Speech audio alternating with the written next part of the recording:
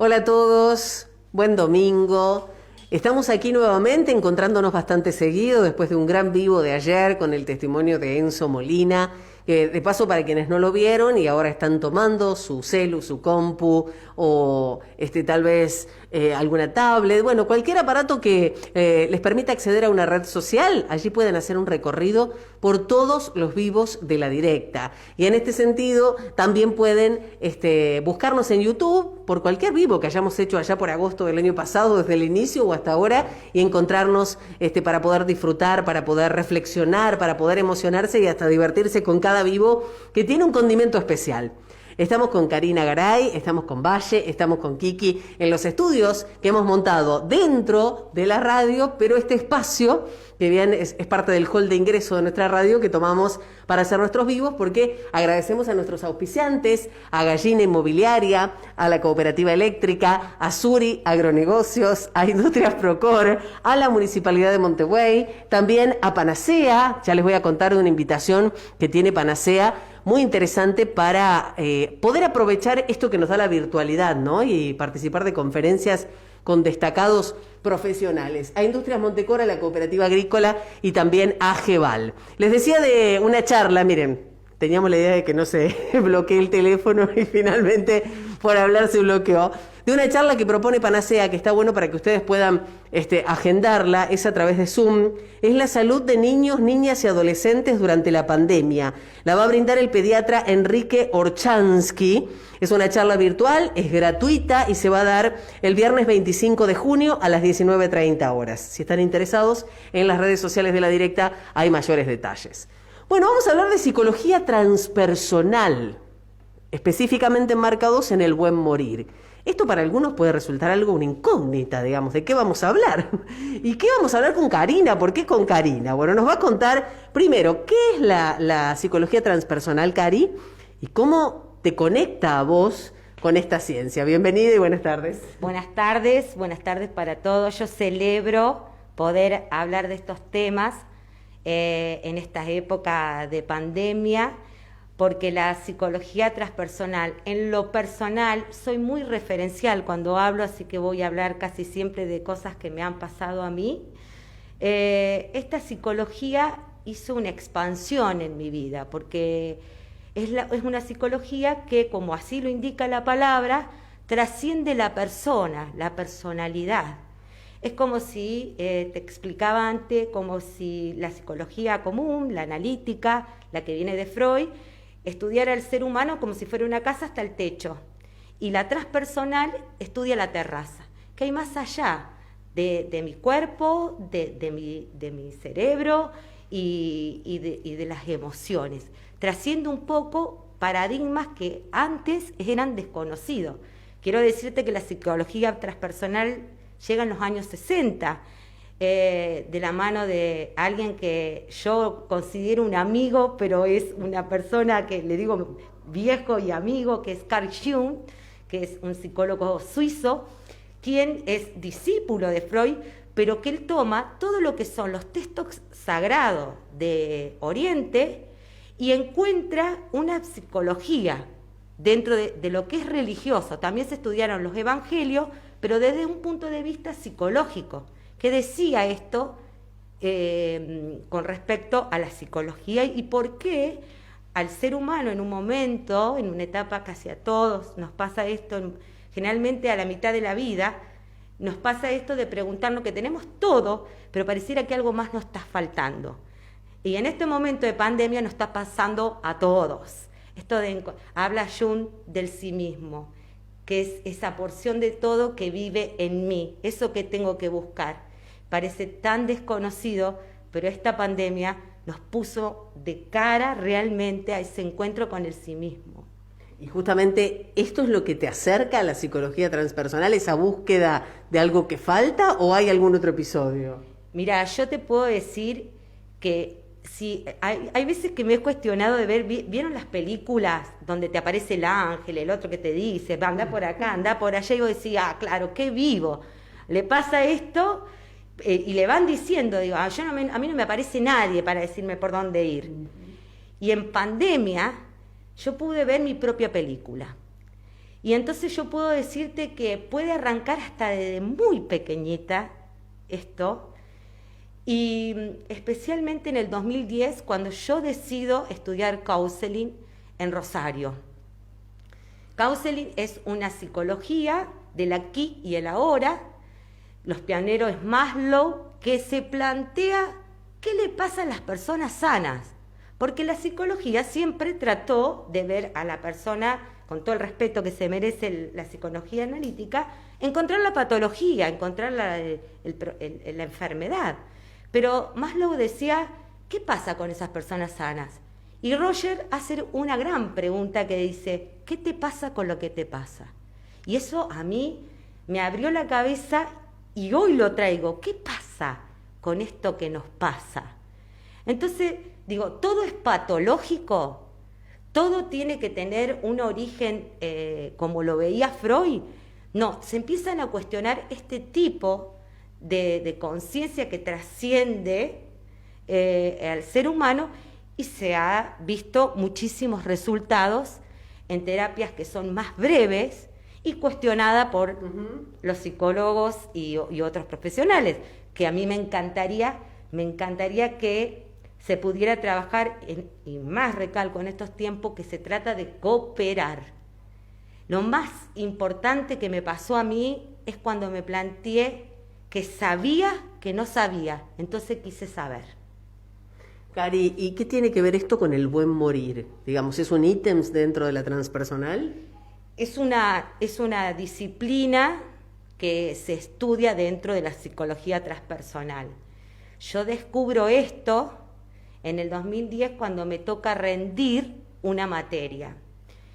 En verdad, tengo el permiso de contar esta experiencia que es real, que me ha pasado a mí, que tenía que rendir una materia, estaba muy nerviosa. Ese día yo andaba por el pueblo y algo hace que pare en una casa de alguien que yo conocía, había trabajado para ella, y se encontraba sola con su cuidadora, no había familiares. Cuando entro, y todos los detalles que voy a contar tienen sentido, y permítanme si en algún momento cruza alguna emoción, y si a ustedes también le pasa, déjenla pasar. Me encuentro en ese lugar, entro y siento un olor putrefacto. Le pregunto a la cuidadora si podía verla, a esta persona que yo había trabajado y que teníamos una relación, y me dice, se está muriendo, me dijo, y yo la quiero ver igual. Y entré a su habitación.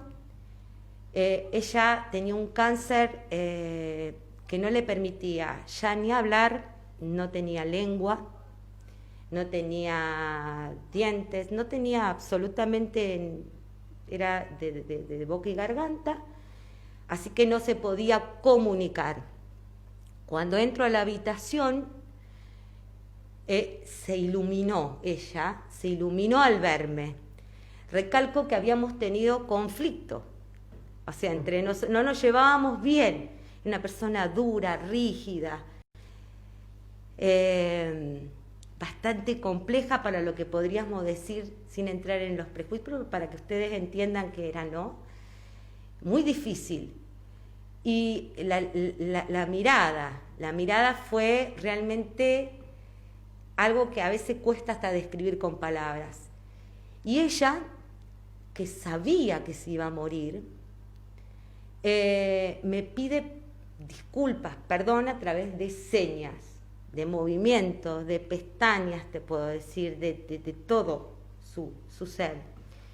Entonces yo le digo, vos lo que querés pedirme disculpas, y le ponía en palabras todo lo que y ella me iba sintiendo las cosas. Y me dice, no solo para vos, para todos, me hacía. Y yo le seguía, y ella, le digo, a tu familia querés decirle algo. Y bueno, y así fue, fue transcurriendo eso. Me voy de ahí, llego a mi casa y a los minutos me entero que falleció. Entonces, esto, ya te digo, era sin saber todo lo que después vino en mi vida de aprender esto, ¿no?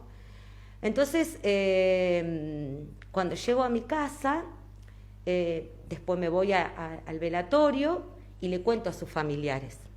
Y le pido la autorización porque dije, yo siento que voy a rendir contando esto, dije.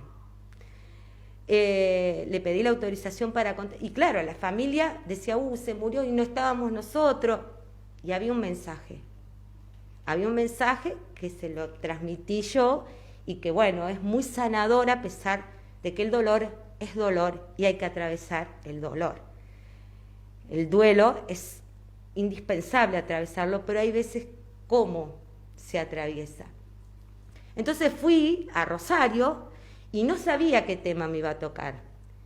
Pero esto de la sincronicidad, que forma parte de la psicología transpersonal, yo veía a mis compañeros todos muy nerviosos y mi corazón me decía que me iba a tocar decir algo que podía yo decir esto, ¿no?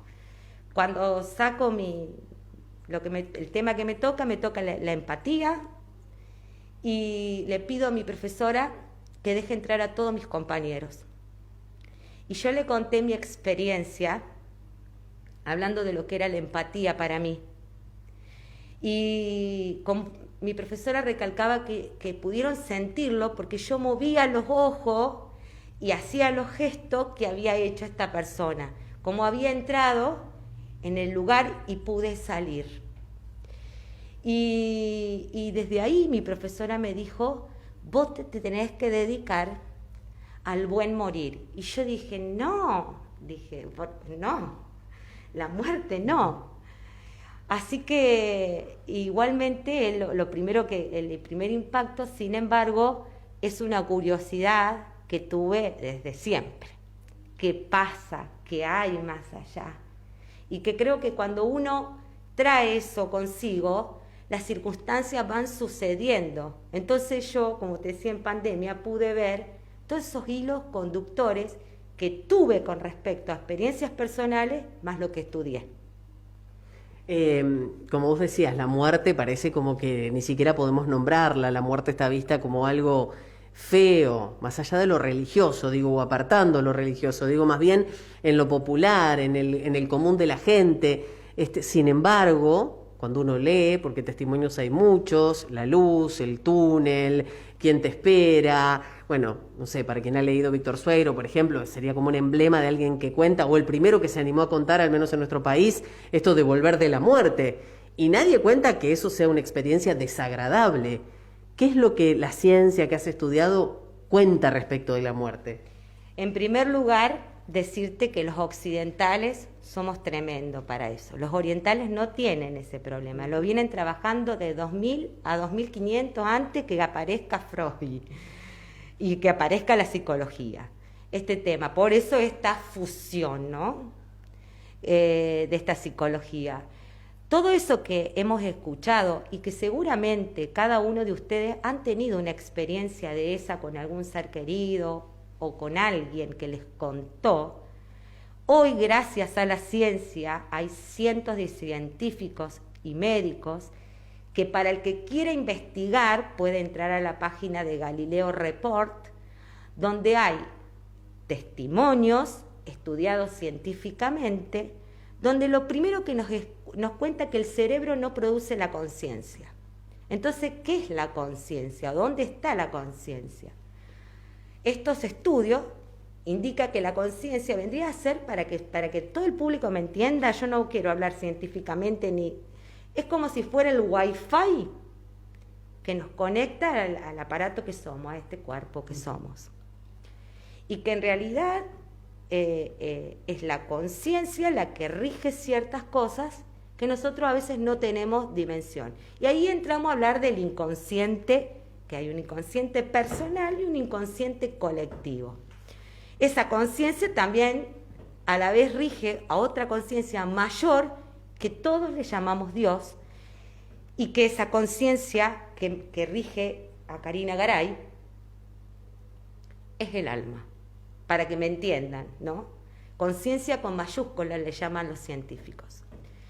Entonces, a través de muchas personas que han estado en estado de muerte, no de muerte por segundos solamente o tránsitos, sino muerte prolongada, vuelven y relatan experiencias todas similares sin importar la cultura, religión que tengas.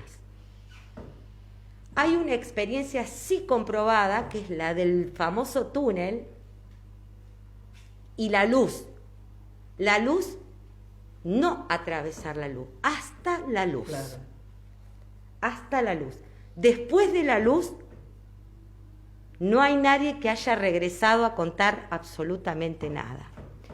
Sí puedo decirle, a través de los innumerables casos que hemos visto, es que ese estado donde la persona que fallece va hacia ese famoso túnel, un mensaje esperanzador es que nunca están solos. Siempre hay alguien que los viene a buscar.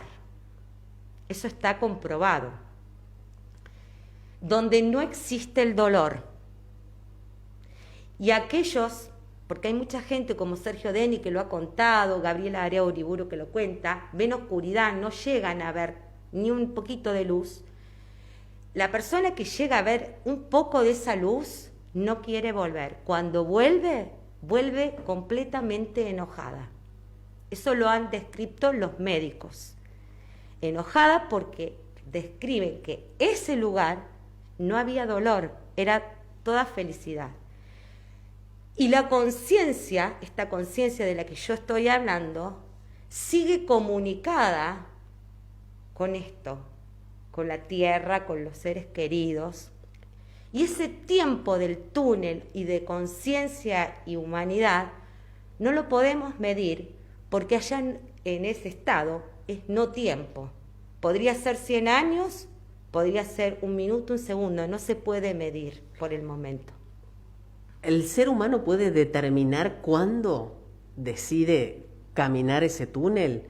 ¿Por qué digo esto? Porque muchas veces se dan situaciones en donde, no sé, tenés tu mamá muy enferma, internada en la clínica, y decís, estuve toda la noche despierta agarrándole la mano y justo a la mañana temprano, cuando fui a buscar un café, ahí se murió.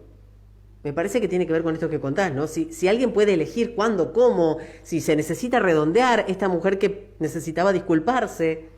Mira, la verdad es que por lo que he estudiado y por una experiencia también personal, yo te puedo decir que la persona sabe exactamente que va a morir.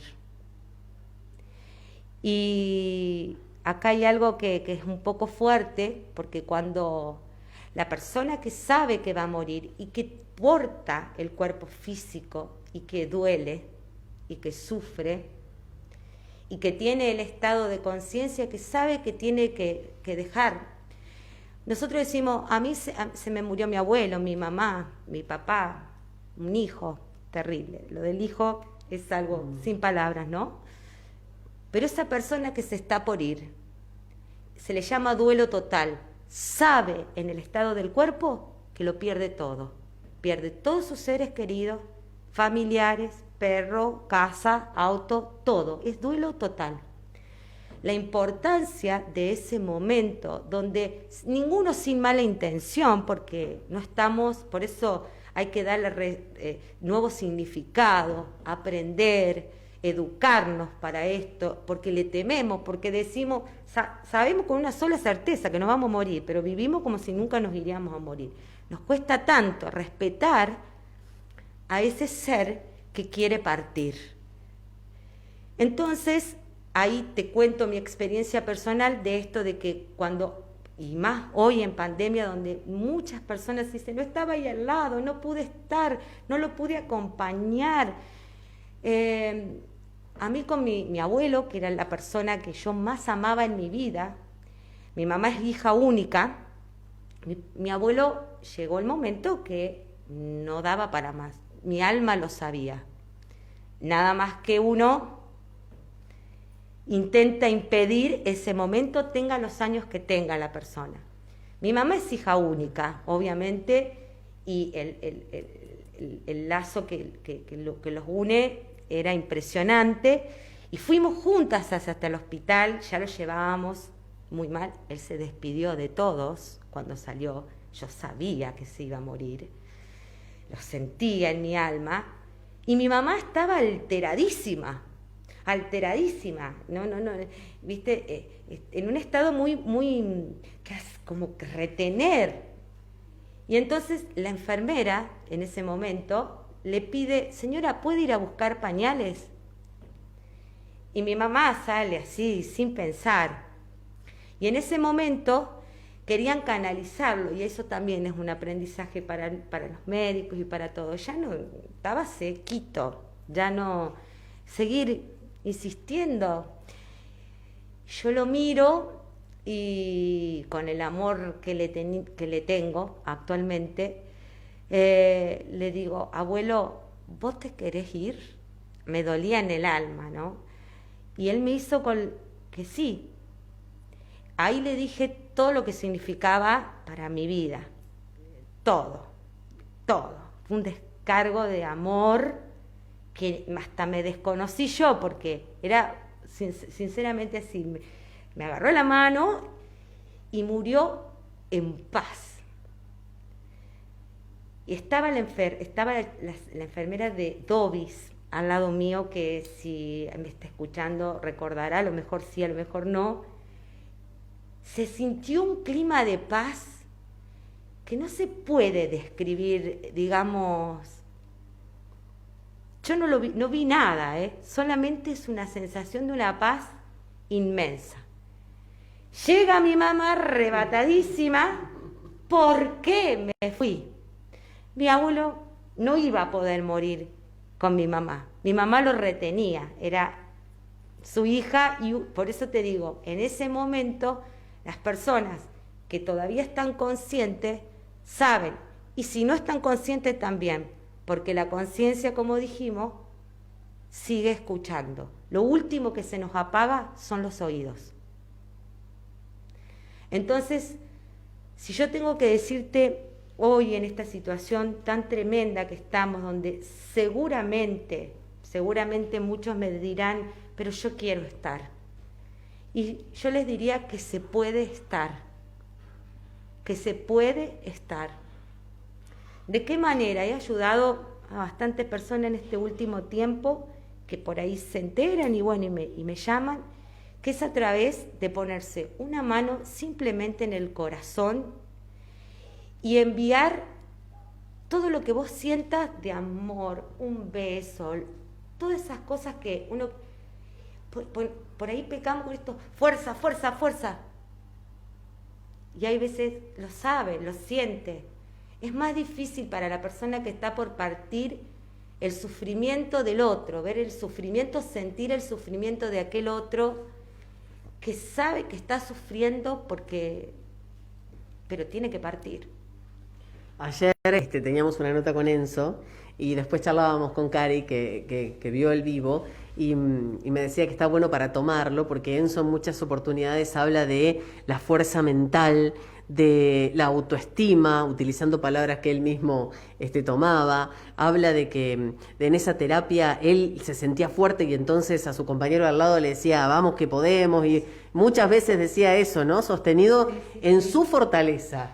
Yo lo escuché y la verdad que me hubiera encantado, Mari, estar acá e intercambiar inclusive esto es un acto sincrónico también, porque yo me lo había encontrado antes y me dice, sí, te cuento, me dijo, es una película lo que viví. Ayer escuchándolo decía, wow, cuántas palabras, cuántas cosas que dijo.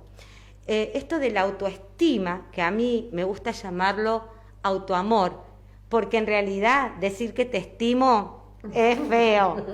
Me gusta más el autoamor. Los occidentales no aprendimos a tener autocompasión, autoamor. Esto nos dijeron que éramos egoístas si pensábamos así. Y fíjate vos que en un momento te sitúa donde vos no tenés ningún familiar y cómo te tenés que alimentar de todo eso para poder estar fuerte. Hay algo que él dijo que un sistema de creencia que dice, yo no me quiero ir de Montevideo porque todos los que se van no vuelven. Y yo te digo, Enzo, ya que estás, si ya estás del otro lado lo ves, que vos tenés la experiencia de contar que volviste, que se puede volver, no todos los que se van no vuelven. Y también aprovechar, metiéndome realmente en tu intimidad, decirte algo que aprendí con esto de los olores, que él comenta, esto va al inconsciente puro, chicas. El inconsciente tiene un lenguaje que es simbólico, no es de palabras, y muchas veces vuelven eso. Él lo pudo poner en palabras que es un 60%, pero hay gente que no, y sin embargo vuelve ese olor y algo... Bueno, ya que él lo pudo poner en palabras, te pido, Enzo, que hiciste un acto psicomágico cuando te fuiste al dar unas palabras. Eso es muy sanador.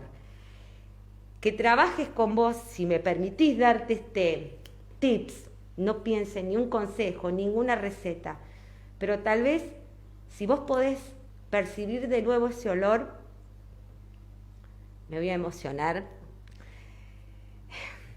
puedas decir, poniéndote una mano en el corazón, honro el destino de todas esas personas que estuvieron allí. Y en su honor, yo haré algo mejor con mi vida. Voy a dar mi vida por esta experiencia. Y dar la vida no significa morir, significa darse a vivir. Me emociona esto porque realmente es a veces muy profundo, ¿no? Porque ver todo lo que vio él no es fácil. Pero uno puede darle otro significado. Bueno, contarlo, ¿no? Animarse a contarlo, me parece que es un paso importantísimo. Exactamente, y todas esas secuelas, yo lo escuchaba a Enzo y decía también como para, no sé si es esperanza o resignación o lo que quieran, pero estas situaciones de terapia intensiva suceden siempre, chicas, no es solo el COVID. Yo estuve en la terapia intensiva con mi papá, cardiológica, que era intensiva y un puntito más, ahí se le morían al lado y era exactamente lo mismo, la única diferencia es la bolsa, ¿no? Y es realmente un lugar que hace poquito tuve un taller con un tanólogo, es fea la palabra, pero bueno, que entra exclusivamente para el buen morir, y este médico se saca los zapatos antes de entrar, porque entra a un lugar sagrado. Y si en ese momento yo me siento Dios, porque en ese momento la vulnerabilidad, esto que decía Enzo, con un dedo a un desconocido, ese era, ¿cómo estás? Es todo lo que se necesita en ese momento. Y por ahí vivimos en esta vorágine que en realidad lo necesitamos desde que nacemos todo esto. Mirar al otro, estar atento a las necesidades del otro. Esto es lo que arma la humanidad, Mari. Cari, ¿y cómo acompañás, no desde profesional, sino pensemos cómo acompañás como amigo, como vecino, como familiar, al buen morir? Porque tenemos esto de aferrarnos a la vida, por ahí de forma egoísta, queremos que el otro viva, porque lo queremos con nosotros. Pero ¿cómo acompañás al buen morir? El trabajo a veces es difícil, más de todo con los familiares.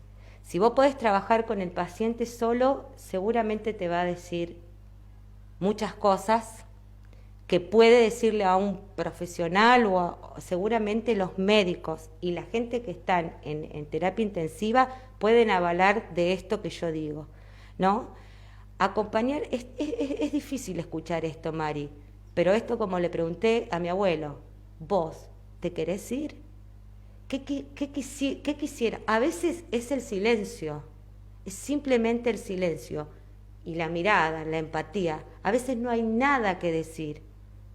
Hay veces que el otro está esperando ese momento para que se vaya en serio el familiar y ayudar a ese familiar a soltar. Es muy difícil, pero sí se puede, Mari, sí se puede.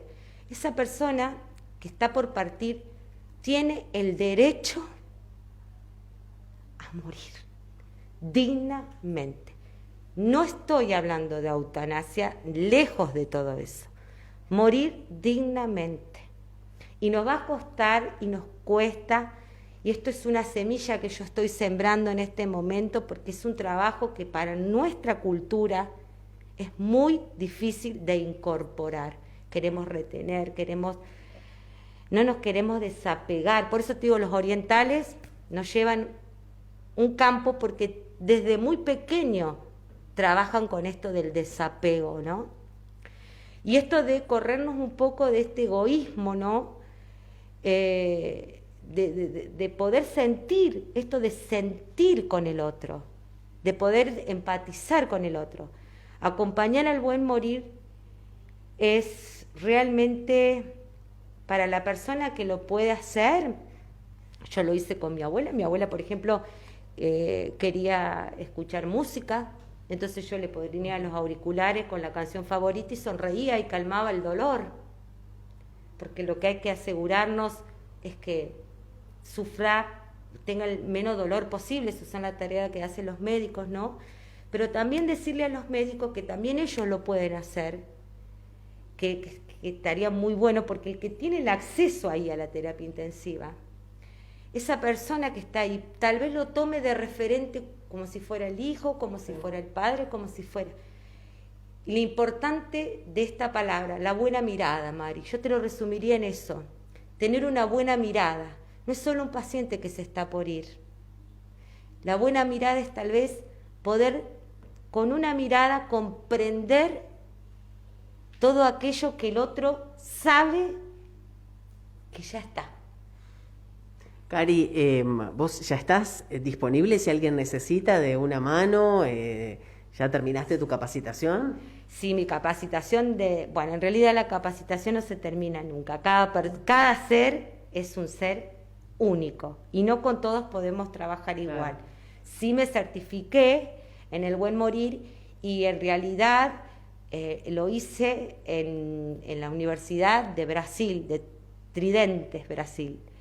Es una de las posibilidades que tuve de hacerlo, y también hacer talleres con Virginia Gowell, que para mí es mi mentora. Gracias. Y que quiero, que le prometí, porque la verdad que en tiempo de pandemia esto que se llama el fin del autoodio es justamente esto que decía Enzo, cuando vos te toca estar solo, el autoamor, que parece una palabra manipulada, tiene que ver con mucha fortaleza y que nos hace salir de las situaciones más extremas, sin caer en falsas promesas. Pero sí es una posibilidad y sí es una herramienta que podemos tener a nuestro alcance para poder atravesar situaciones muy difíciles como es la muerte. Pero quiero decirle también que en esto de los opuestos, la vida, su opuesto es la muerte, pero de la muerte su opuesto es el nacimiento. Nosotros venimos, nacemos y nadie recordamos qué pasa. Ojo, hay ciencias que hoy ya saben que hubo en el vientre materno y qué sé yo, a través de otras terapias. Y eso es también una muerte, porque pasamos por un túnel y nos chantan a la vida y venimos así redondito, casi todo este sí mismo que yo te digo, redondito, perfecto, pero después nos dicen, tenés que ser abogado, tenés que ser así, tenés que ser bueno, tenés que portarte bien, tenés que ser de tal partido, tenés que ser católico, no, tenés que ser musulmán. Y quedamos como un huevo frito, todo desparramado. Y a la mitad de la vida decimos, ¿quién soy? ¿Quién soy? ¿Quién soy? Sos eso, hay que volver a eso. Y hay técnicas de volver a estos estados a través de la psicología transpersonal, donde te conecta con tu verdadera esencia de quién soy, donde están todas las respuestas. Si yo te pregunto, Mari, ¿qué hiciste ayer?